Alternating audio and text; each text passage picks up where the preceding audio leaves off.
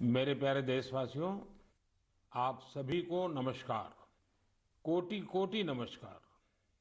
और मैं कोटि कोटि नमस्कार इसलिए भी कह रहा हूं कि 100 करोड़ वैक्सीन डोज के बाद आज देश नए उत्साह, नई ऊर्जा से आगे बढ़ रहा है। हमारे वैक्सीन कार्यक्रम की सफलता भारत के सामर्थ्य को दिखाती है, सबके प्रयास के मंत्र की शक्ति को दिखाती है।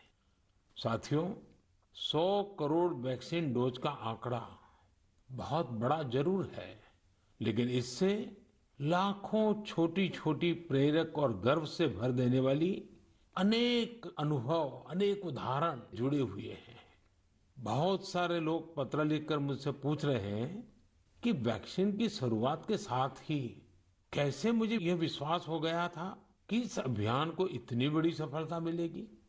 मुझे ये दृढ़ विश्वास इसलिए था क्योंकि मैं अपने देश, अपने देश के लोगों की क्षमताओं से भली भांति परिचित हूँ। मैं जानता था कि हमारे हेल्थ केयर वर्कर्स देशवासियों के टीकाकरण में कोई कोर कसर नहीं छोड़ेंगे। हमारे स्वास्थ्य कर्मियों ने अपने अथक परिश्रम और संकल्प से एक नई मिसाल पेश की। उन्होंने इनोवेशन के साथ अपने दृढ़ निश्चय से मानवता की सेवा का एक नया मानदंड स्थापित किया। उनके बारे में अनगिनत उदाहरण है जो बताते हैं कि कैसे उन्होंने तमाम चुनौतियों को पार करते हुए अधिक से अधिक लोगों को सुरक्षा कवच प्रदान किया।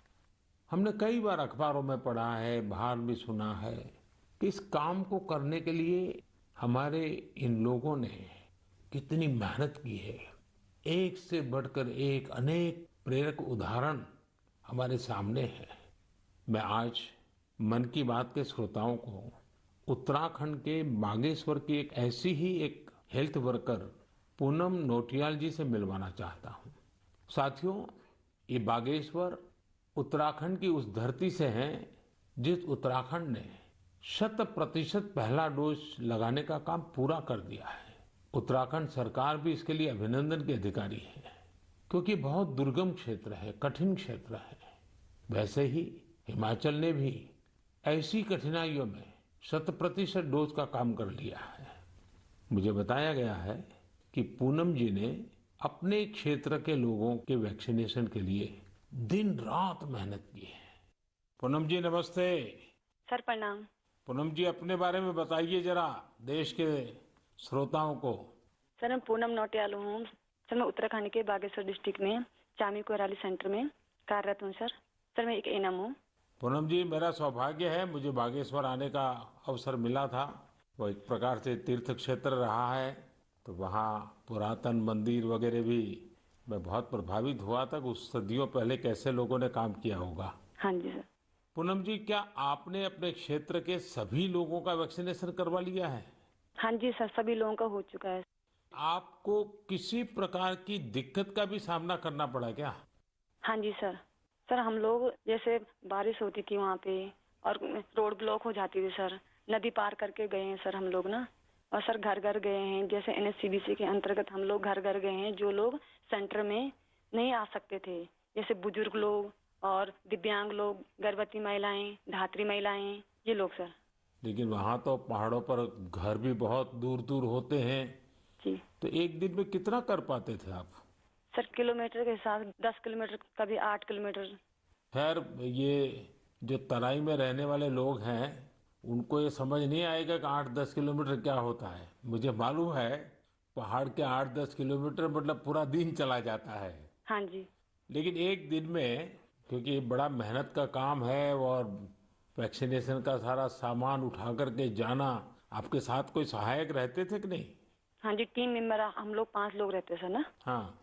तो उसमें डॉक्टर हो गए, फिर एएनएम हो गई, फार्मासिस्ट हो गए, आशा हो गई और डाटा एंट्री ऑपरेटर हो गए। अच्छा, वो डाटा एंट्री वहाँ कनेक्टिविटी मिल जाती थी या फिर बागेश्वर आने के बाद करते थे? सर कहीं कहीं मिल जाती है, कहीं कहीं बागेश्वर आने के बाद करते थे हम लोग। अच्छा, मुझे बताया गया है पूनम जी कि आपने आउट ऑफ द वे जाकर लोगों का टीका लगवाया। ये क्या कल्पना आई आपके मन में, विचार कैसे आए और कैसे किया आपने? हम लोगों ने पूरी टीम ने संकल्प लिया था कि हम लोग एक भी व्यक्ति छूटना नहीं चाहिए, हमारे देश से कोरोना बीमारी दूर भागनी चाहिए। मैंने और आशा ने मिलकर प्रत्येक व्यक्ति के हम लोगों ने गांव वाइज ड्यू लिस्ट बनाई। फिर उसके हिसाब से जो लोग सेंटर में आए उनको सेंटर में लगाया। फिर हम लोग घर घर गए हैं सर। फिर उसके बाद जो लोग छूटे हुए थे, जो लोग नहीं आ पाते सेंटर में। अच्छा, लोगों को समझाना पड़ता था? हाँ जी, समझाया। हाँ जी। लोगों का उत्साह है अभी भी वैक्सीन लेने का? हाँ जी सर, हाँ जी। अब तो सर लोग समझ गए हैं। फर्स्ट में बहुत दिक्कत हुई हम लोगों को समझाना पड़ता था कि ये जो वैक्सीन है सुरक्षित है और असरदार है। हम लोग भी लगा चुके हैं, तो हम लोग तो ठीक हैं, आपके सामने हैं। और हमारे स्टाफ ने सबने लगा लिया है, तो हम लोग ठीक हैं। कहीं पर वैक्सीन लगने के बाद किसी की शिकायत आई बाद में? नहीं नहीं सर, ऐसा कुछ नहीं हुआ। कुछ नहीं हुआ? जी। सबको संतोष था हाँ जी। कि ठीक हो गया? हाँ जी। चलिए, आपने बहुत बड़ा काम किया है और मैं जानता हूँ ये पूरा क्षेत्र कितना कठिन है। और पैदल चलना, पहाड़ों पे, एक पहाड़ पे जाओ, फिर नीचे उतरो, फिर दूसरे पहाड़ पे जाओ, घर भी दूर दूर, उसके बावजूद भी आपने इतना बढ़िया काम किया है। धन्यवाद सर, मेरे सौभाग्य सर, आपसे बात हुई मेरी। आप जैसे लाखों हेल्थ वर्कर्स ने, उनके परिश्रम की वजह से ही भारत 100 करोड़ वैक्सीन डोज का पड़ाव पार कर सका है। आज मैं सिर्फ आपका ही आभार व्यक्त नहीं कर रहा हूँ, बल्कि हर उस भारतवासी का आभार व्यक्त कर रहा हूँ जिसने सबको वैक्सीन, मुफ्त वैक्सीन अभियान को इतनी ऊंचाई दी, कामयाबी दी। आपको, आपके परिवार को मेरी बहुत बहुत शुभकामनाएं। मेरे प्यारे देशवासियों, आप जानते ही हैं कि अगले रविवार 31 अक्टूबर को सरदार पटेल जी की जन्म जयंती है। मन की बात के हर श्रोता की तरफ से और मेरी तरफ से मैं लौह पुरुष को नमन करता हूं। साथियों, 31 अक्टूबर को हम राष्ट्रीय एकता दिवस के रूप में मनाते हैं। हम सभी का दायित्व है कि हम एकता का संदेश देने वाली किसी न किसी गतिविधि से जरूर जुड़े। आपने देखा होगा, हाल ही में गुजरात पुलिस ने कच्छ के लखपत किले से स्टैच्यू ऑफ यूनिटी तक बाइक रैली निकाली है। त्रिपुरा पुलिस के जवान तो एकता दिवस मनाने के लिए त्रिपुरा से स्टैच्यू ऑफ यूनिटी तक बाइक रैली कर रहे हैं। यानी पूरब से चलकर पश्चिम तक देश को जोड़ रहे हैं। जम्मू कश्मीर पुलिस के जवान भी उरी से पठानकोट तक ऐसी ही बाइक रैली निकालकर देश की एकता का संदेश दे रहे हैं। मैं इन सभी जवानों को सैल्यूट करता हूं। जम्मू कश्मीर के ही कुपवाड़ा जिले की कई बहनों के बारे में भी मुझे पता चला है। ये बहनें कश्मीर में सेना और सरकारी दफ्तरों के लिए तिरंगा सिलने का काम कर रही हैं। ये काम देशभक्ति की भावना से भरा हुआ है। मैं इन बहनों के जज्बे की सराहना करता हूं। आपको भी भारत की एकता के लिए, भारत की श्रेष्ठता के लिए कुछ न कुछ जरूर करना चाहिए। देखिएगा, आपके मन को कितनी संतुष्टि मिलती है। साथियों, सरदार साहब कहते थे कि हम अपने एकजुट उद्यम से ही देश को नई महान ऊंचाइयों तक पहुंचा सकते हैं।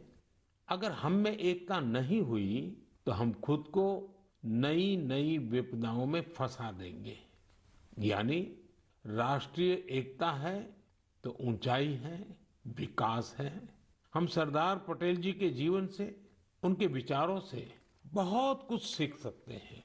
देश के सूचना और प्रसारण मंत्रालय ने भी हाल ही में सरदार साहब पर एक पिक्टोरियल बायोग्राफी भी पब्लिश की है। मैं चाहूंगा कि हमारे सभी युवा साथी इसे जरूर पढ़ें। इससे आपको दिलचस्प अंदाज में सरदार साहब के बारे में जानने का अवसर मिलेगा। प्यारे देशवासियों, जीवन निरंतर प्रगति चाहता है, विकास चाहता है, ऊंचाइयों को पार करना चाहता है। विज्ञान भले ही आगे बढ़ जाए, प्रगति की गति कितनी ही तेज हो जाए, भवन कितने ही भव्य बन जाए, लेकिन फिर भी जीवन अधूरापन अनुभव करता है। लेकिन जब इनमें गीत, संगीत, कला, नाट्य, नृत्य, साहित्य जुड़ जाता है तो इनकी आभा, इनकी जीवंतता अनेक गुना बढ़ जाती है। एक प्रकार से जीवन को सार्थक बनना है तो ये सब होना भी उतना ही जरूरी होता है। इसलिए ही कहा जाता है कि सभी विधाएं हमारे जीवन में एक कैटलिस्ट का काम करती हैं, हमारी ऊर्जा बढ़ाने का काम करती हैं। मानव मन के अंतर्मन को विकसित करने में, हमारे अंतर्मन की यात्रा का मार्ग बनाने में भी गीत, संगीत और विभिन्न कलाओं की बड़ी भूमिका होती है। और उनकी एक बड़ी ताकत ये होती है कि इन्हें न समय बांध सकता है, न सीमा बांध सकती है और न ही मत मतांतर बांध सकता है। अमृत महोत्सव में भी अपनी कला, संस्कृति, गीत, संगीत के रंग अवश्य भरने चाहिए। मुझे भी आपकी तरफ से अमृत महोत्सव और गीत संगीत कला की इस ताकत से जुड़े ढेरों सुझाव आ रहे हैं। ये सुझाव मेरे लिए बहुत मूल्यवान है। मैंने इन्हें संस्कृति मंत्रालय को अध्ययन के लिए भेजा था। मुझे खुशी है कि मंत्रालय ने इतने कम समय में इन सुझावों को बड़ा गंभीरता से लिया और उस पर काम भी किया। इन्हीं में से एक सुझाव है देशभक्ति के गीतों से जुड़ी प्रतियोगिता। आजादी की लड़ाई में अलग अलग भाषा, बोली में देशभक्ति के गीतों और भजनों ने पूरे देश को एकजुट किया था। अब अमृतकाल में हमारे युवा देशभक्ति के ऐसे ही गीत लिखकर इस आयोजन में और ऊर्जा भर सकते हैं। देशभक्ति के गीत मातृभाषा में हो सकते हैं, राष्ट्रभाषा में हो सकते हैं और अंग्रेजी में भी लिखे जा सकते हैं। लेकिन ये जरूरी है कि रचनाएं नए भारत की नई सोच वाली हो, देश की वर्तमान सफलता से प्रेरणा लेकर भविष्य के लिए देश को संकल्पित करने वाली हो। संस्कृति मंत्रालय की तैयारी तहसील स्तर से राष्ट्रीय स्तर तक इससे जुड़ी प्रतियोगिता कराने की है। साथियों, ऐसे ही मन की बात के एक श्रोता ने सुझाव दिया है कि अमृत महोत्सव को रंगोली कला से भी जोड़ा जाना चाहिए। हमारे यहाँ रंगोली के जरिए त्योहारों में रंग भरने की परंपरा तो सदियों से है। रंगोली में देश की विविधता के दर्शन होते हैं। अलग अलग राज्यों में अलग अलग नामों से अलग अलग थीम पर रंगोली बनाई जाती है। इसलिए संस्कृति मंत्रालय इससे भी जुड़ा एक नेशनल कंपटीशन करने जा रहा है। आप कल्पना करिए, जब आजादी के आंदोलन से जुड़ी रंगोली बनेगी, लोग अपने द्वार पर, दीवार पर किसी आजादी के मतवाले का चित्र बनाएंगे, आजादी की इस घटना को रंगों से दिखाएंगे, तो अमृत महोत्सव का भी रंग और बढ़ जाएगा। साथियों, एक और विधा हमारे यहाँ लोरी की भी है। हमारे यहाँ लोरी के जरिए छोटे बच्चों को संस्कार दिए जाते हैं, संस्कृति से उनका परिचय करवाया जाता है। लोरी की भी अपनी विविधता है, तो क्यों न हम अमृतकाल में इस कला को भी पुनर्जीवित करें और देशभक्ति से जुड़ी ऐसी लोरियां लिखें, कविताएं, गीत, कुछ न कुछ जरूर लिखें जो बड़ी आसानी से हर घर में माताएं अपने छोटे छोटे बच्चों को सुना सके। इन लोरियों में आधुनिक भारत का संदर्भ हो, 21वीं सदी के भारत के सपनों का दर्शन हो, उसका संदर्भ हो।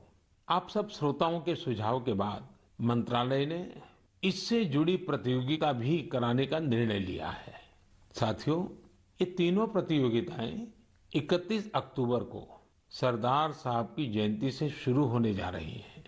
आने वाले दिनों में संस्कृति मंत्रालय इससे जुड़ी सारी जानकारी देगा। ये जानकारी मंत्रालय की वेबसाइट पर भी रहेगी और सोशल मीडिया पर भी दी जाएगी। मैं चाहूंगा कि आप सभी इससे जुड़े, हमारे युवा साथी जरूर इसमें अपनी कला का, अपनी प्रतिभा का प्रदर्शन करें। इससे आपके इलाके की कला और संस्कृति भी देश के कोने कोने तक पहुंचेगी। आपकी कहानियां पूरा देश सुनेगा। प्यारे देशवासियों, इस समय हम अमृत महोत्सव में देश के वीर बेटे बेटियों को, उन महान पुण्य आत्माओं को याद कर रहे हैं। अगले महीने 15 नवंबर को हमारे देश के ऐसे ही महापुरुष, वीर योद्धा भगवान बिरसा मुंडा जी की जन्म जयंती आने वाली है। भगवान बिरसा मुंडा को धरती आबा भी कहा जाता है। क्या आप जानते हैं कि इसका अर्थ क्या होता है? इसका अर्थ है धरती पिता।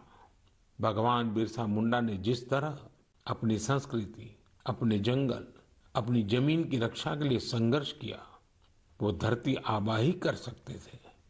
उन्होंने हमें अपनी संस्कृति और जड़ों के प्रति गर्व करना सिखाया। विदेशी हुकूमत ने उन्हें कितनी धमकियां दी, कितना दबाव बनाया, लेकिन उन्होंने आदिवासी संस्कृति को नहीं छोड़ा।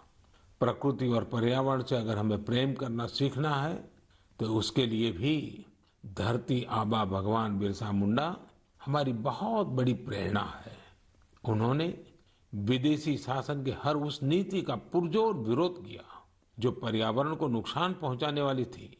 गरीब और मुसीबत से घिरे लोगों की मदद करने में भगवान बिरसा मुंडा हमेशा आगे रहे। उन्होंने सामाजिक बुराइयों को खत्म करने के लिए समाज को जागरूक भी किया। उल गुलान आंदोलन में उनके नेतृत्व को भला कौन भूल सकता है। इस आंदोलन ने अंग्रेजों को झकझोर कर रख दिया था, जिसके बाद अंग्रेजों ने भगवान बिरसा मुंडा पर बहुत बड़ा इनाम रखा था। ब्रिटिश हुकूमत ने उन्हें जेल में डाला। उन्हें इस कदर प्रताड़ित किया गया कि 25 साल से भी कम उम्र में वो हमें छोड़ गए।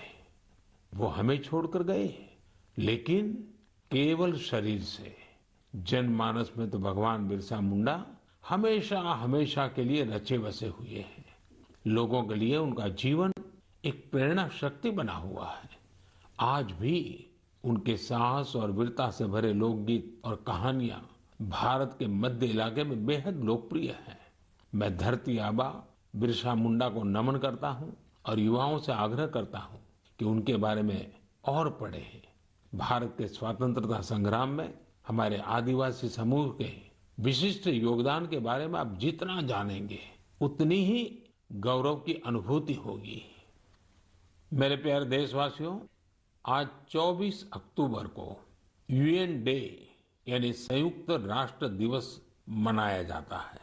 ये वो दिन है जब संयुक्त राष्ट्र का गठन हुआ था। संयुक्त राष्ट्र की स्थापना के समय से ही भारत इससे जुड़ा रहा है। क्या आप जानते हैं कि भारत ने आजादी से पहले 1945 में ही संयुक्त राष्ट्र के चार्टर पर हस्ताक्षर किए थे।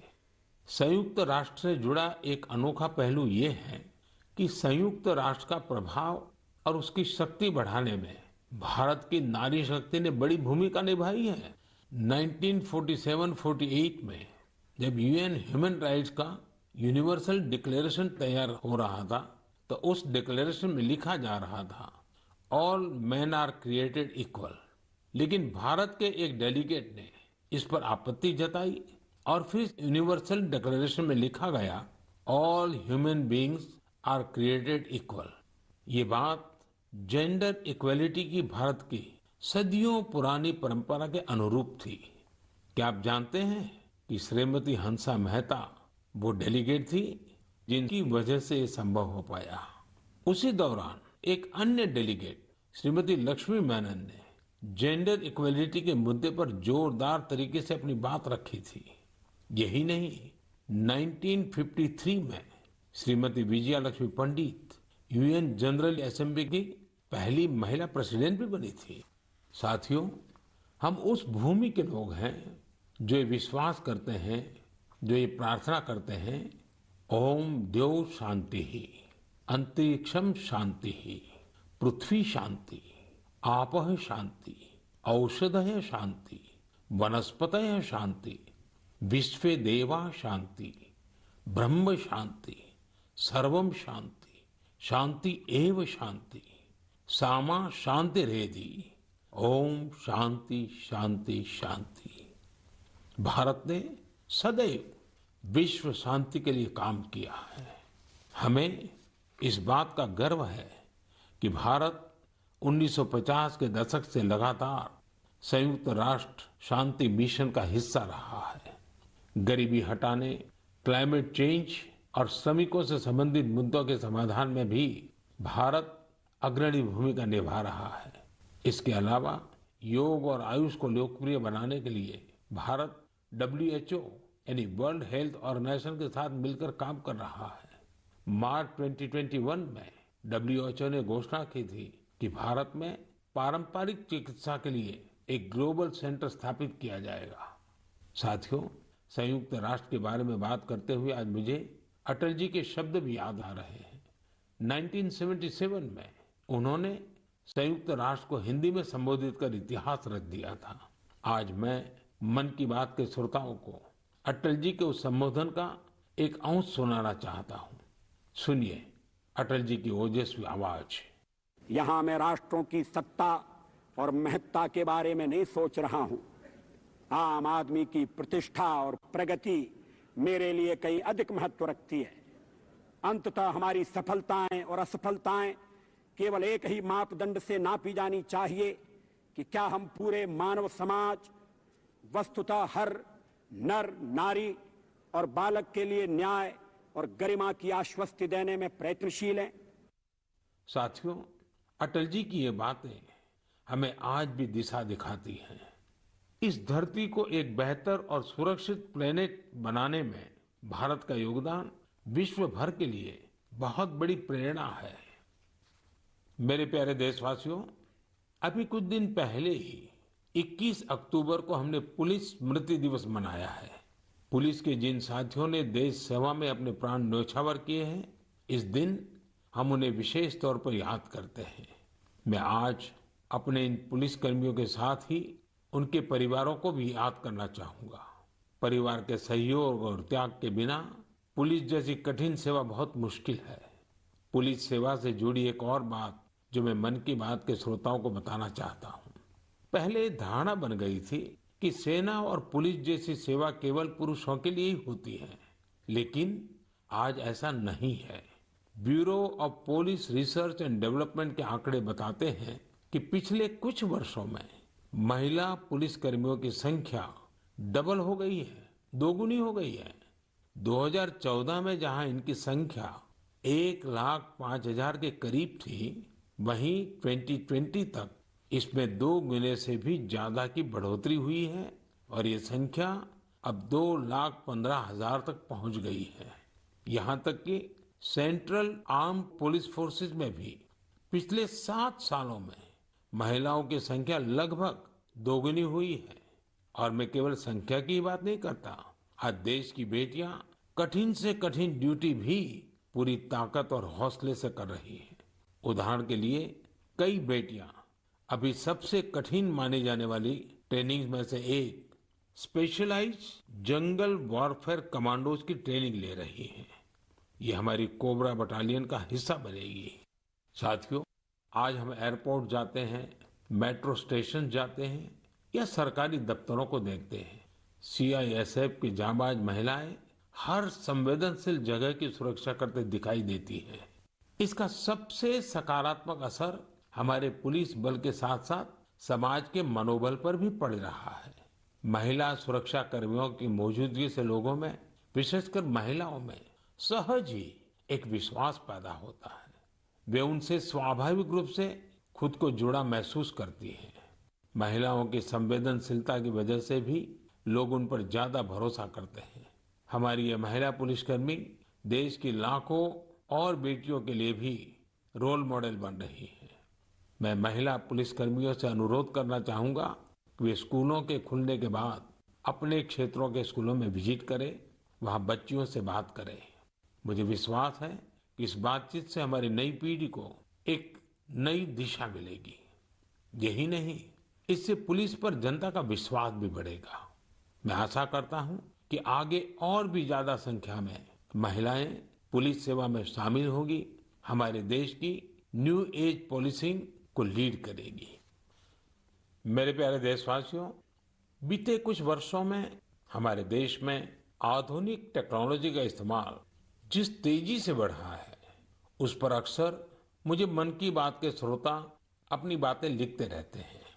आज मैं ऐसे ही एक विषय की चर्चा आपसे करना चाहता हूं, जो हमारे देश, विशेषकर हमारे युवाओं और छोटे छोटे बच्चों तक की कल्पनाओं में छाया हुआ है। ये विषय है ड्रोन का, ड्रोन टेक्नोलॉजी का। कुछ साल पहले तक जब कहीं ड्रोन का नाम आता था तो लोगों के मन में पहला भाव क्या आता था? सेना का, हथियारों का, युद्ध का। लेकिन आज हमारे यहाँ कोई शादी बारात या फंक्शन होता है तो हम ड्रोन से फोटो और वीडियो बनाते हुए देखते हैं। ड्रोन का दायरा, उसकी ताकत सिर्फ इतने ही नहीं है, भारत दुनिया के उन पहले देशों में से है जो ड्रोन की मदद से अपने गांव में जमीन के डिजिटल रिकॉर्ड तैयार कर रहा है। भारत ड्रोन का इस्तेमाल ट्रांसपोर्टेशन के लिए करने पर बहुत व्यापक तरीके से काम कर रहा है।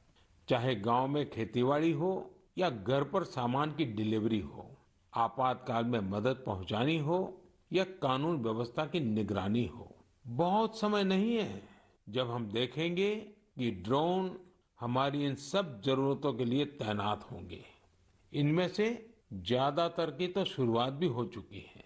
जैसे कुछ दिन पहले गुजरात के भावनगर में ड्रोन के जरिए खेतों में नैनो यूरिया का छिड़काव किया गया। कोविड वैक्सीन अभियान में भी ड्रोन्स अपनी भूमिका निभा रहे हैं। इसकी एक तस्वीर हमें मणिपुर में देखने को मिली थी, जहां एक द्वीप पर ड्रोन से वैक्सीन पहुंचाई गई। तेलंगाना भी ड्रोन से वैक्सीन डिलीवरी के लिए ट्रायल्स कर चुका है। यही नहीं, अब इंफ्रास्ट्रक्चर के कई बड़े प्रोजेक्ट्स की निगरानी के लिए भी ड्रोन का इस्तेमाल हो रहा है। मैंने एक ऐसे यंग स्टूडेंट के बारे में भी पढ़ा है जिसने अपने ड्रोन की मदद से मछुआरों का जीवन बचाने का काम किया। साथियों, पहले इस सेक्टर में इतने नियम, कानून और प्रतिबंध लगाकर रखे गए थे कि ड्रोन की असली क्षमता का इस्तेमाल भी संभव नहीं था।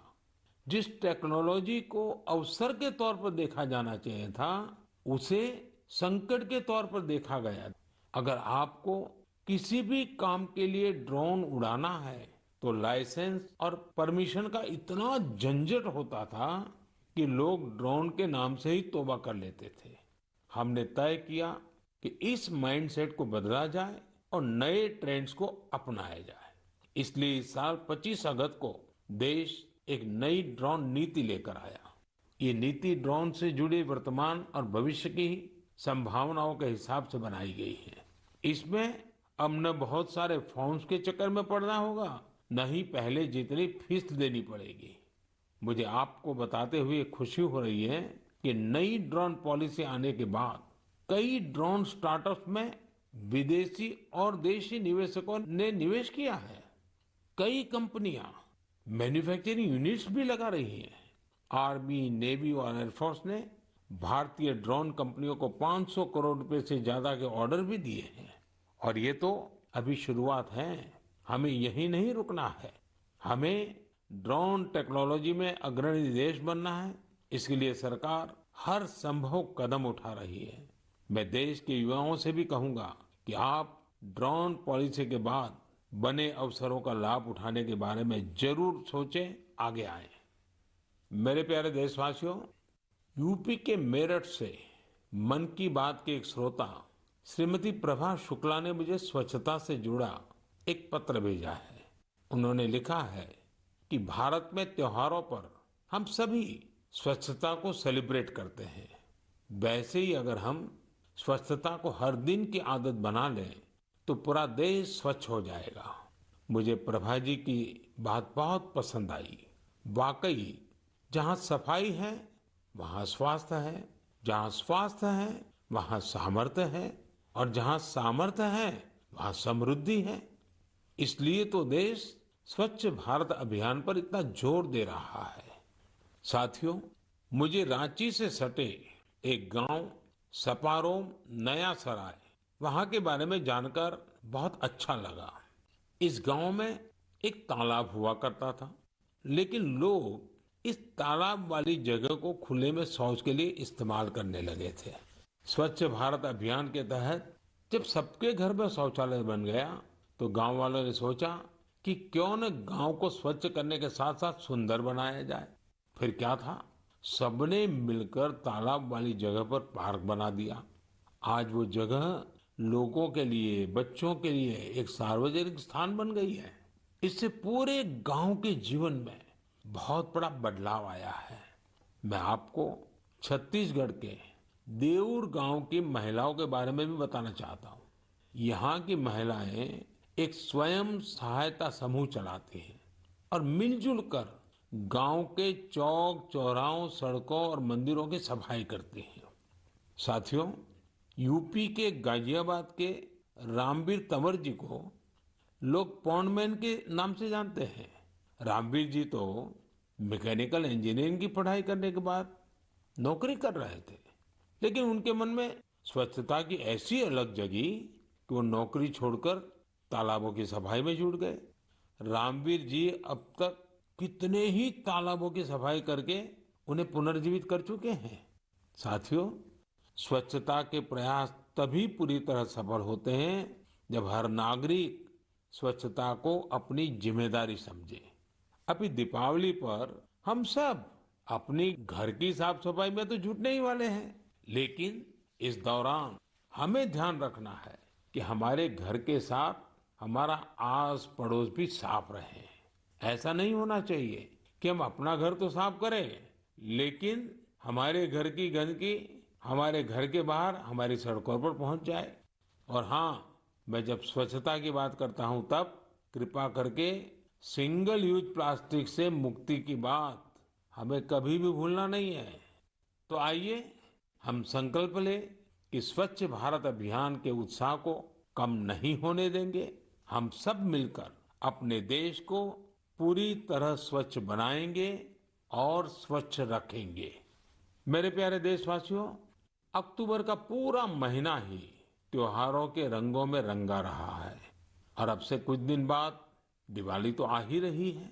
दिवाली, उसके बाद फिर गोवर्धन पूजा, फिर भाई दूज, ये 3 त्योहार तो होंगे ही होंगे। इसी दौरान छठ पूजा भी होगी। नवंबर में ही गुरु नानक देव जी की जयंती भी है।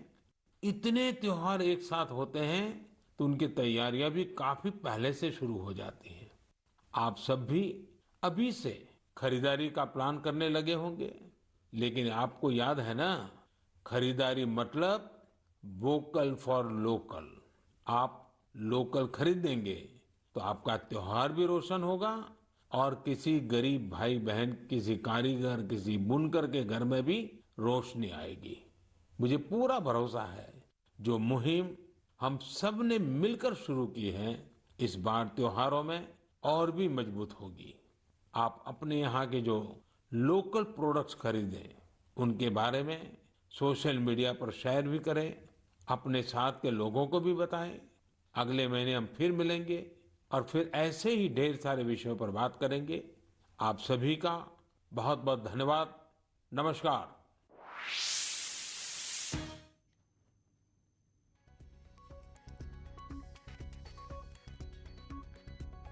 तो प्रधानमंत्री मन की बात कर रहे थे 82वीं बार और उन्होंने कई विषयों पर जो है बात रखी। हम आपको तस्वीरें भी अलग अलग दिखा रहे। मुख्यमंत्री भी जो है मन की बात सुन रहे थे, आपने देखा। स्वस्थ भारत अभियान का भी उन्होंने जिक्र किया और ड्रोन के इस्तेमाल में भारत किस तरह से आगे बढ़ा है, वैक्सीनेशन में किस तरह से ड्रोन जो है सहयोगी हो रहा है, हेल्प कर रहा है, उसका जिक्र कर रहे हैं। युवा ड्रोन सेक्टर में आगे आए, जिसकी वो बात कर रहे थे।